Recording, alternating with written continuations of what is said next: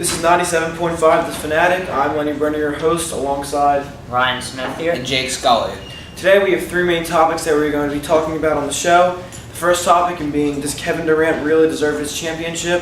The second topic is going to be the NBA draft. And the third topic, a family that has been pretty dominant in the media these past couple of weeks and months, the Ball family. First, starting off, does Kevin Durant really deserve his NBA championship, or was it the easy way out? Well, you can argue both ways. That you can also argue that he did deserve his championship because he did put up over 30 points a game. He did win Finals MVP, and he was arguably the best player on the Golden State Warriors every single game. But you could also argue no, because he went to a team that won 73 games the previous year without him and was probably going to win the championship without Durant, and it was basically handing him an NBA championship trophy.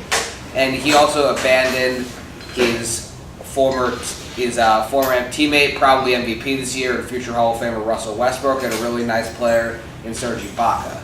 So, in my opinion, yes and no. Well, we have a caller that is coming in from Villanova, Pennsylvania. Hello.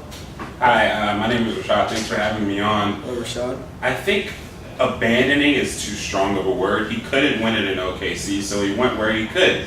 And when you say this Warriors team didn't need him, they won 73 games, set a regular season record, and still lost in the finals. So when you say they didn't actually need him, I think that's closed-minded, because as great as they were last year, they still couldn't finish the season goal, which was win the championship. So he came in, he did his thing, he was the best player on the team, averaged 35 and on 50% shooting in the finals. So I think his award and trophy was rewarded.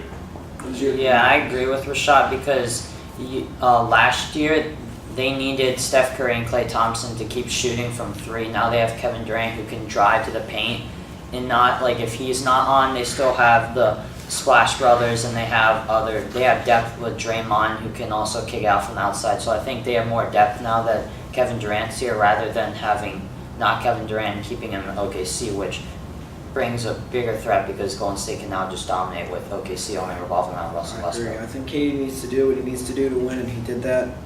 The next topic we're going to be talking about today is the NBA draft. This Philadelphia 76ers and Boston Celtics trade obviously being a big topic. Would you like to go into depth about that trade and say if you like it or not? Yes, I would, Lenny. So, of course, the Sixers did get the first pick, and the Celtics got the third pick, but the Celtics also got either the Lakers pick that the Sixers acquired all the way back in 2015, or the 2019 first-round pick that the Sixers acquired for the Sacramento Kings. Now, I'm not exactly sure what to think about this trade.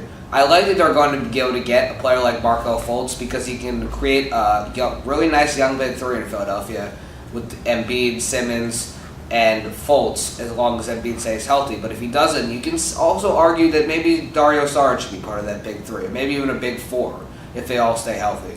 But I also don't really like this trade, because they could have had De'Aaron Fox, who they probably would have been able to draft for nothing, and he's a tremendous athlete, probably the best athlete out of any of the top 5 picks, you can argue.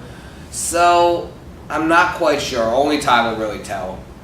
Yeah, I actually like the move they made, because Markelle Fultz can rebound, he can assist, and he can score. And even though TJ McConnell is like a scrappy player in that, I don't think he's that well-rounded. I think Markelle Fultz, even though him being young, he'll dish it out. And I think being with young people like Embiid and Simmons, he'll develop chemistry with those young guys. I agree. I like the trade a lot. I really think that due to the fact that the Sixers have been trying to rebuild for many years, them trading up to the first pick and selecting, in their opinion, the best player in this draft, they obviously see that think he's going to have a predominant future in the NBA, and therefore they want to trade up and rebuild their process. Lastly, we're going to be talking about the Ball family, who's been pretty heavy in the media these past couple months. What are your thoughts on them, and how does it affect Lonzo's ability? I feel like there's way too much attention coming on not only Lonzo, but also LaMelo. I mean, LiAngelo, he'll probably make the NBA, but he's not nearly as good as LaMelo and Lonzo, or not nearly as much potential, let's be honest. But now a lot of teams are shying away from Lonzo, including the Los Angeles Lakers, which he was basically a shoo-in to go to during the time of the draft lottery when the Lakers won the second pick. But now I've heard a lot of rumors saying the Lakers might are considering drafting either De'Aaron Fox or Josh Jackson. And I think this is really bad for Lonzo's confidence, his development. And I know that LeVar Ball is doing what is trying to, he loves his kids, but it's not really good, I should say. Yeah, I agree with that. I think LeVar Ball is trying to market his family too much, and he's trying to expose his family. But we haven't even seen Lonzo Ball play in the NBA, so he shouldn't be marking his kids to endorsements and that already. Thank you very much. I'm Lenny Brenner, your host, alongside Jake Scully. And Ryan Smith. We'll see you tomorrow from 2 to 2:30. This is 97.5 The Fanatic. Have a great night.